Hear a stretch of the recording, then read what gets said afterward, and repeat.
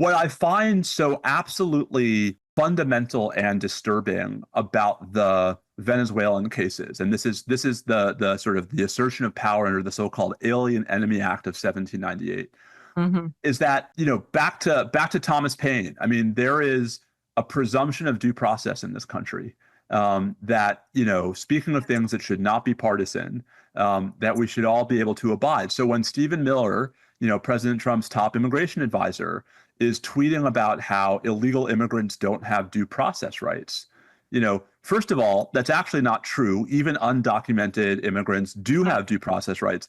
But second, and more importantly, how the hell are you going to prove that they're undocumented?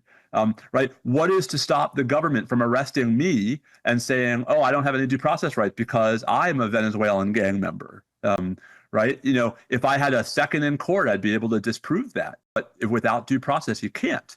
And so, whatever you think of the president and his policies, whatever you think of, immigration as a policy question, the notion that we don't have judicial review in this country, and that, courts aren't supposed to make sure that the people we're doing these things to are the ones against whom the government actually has the authority to do them.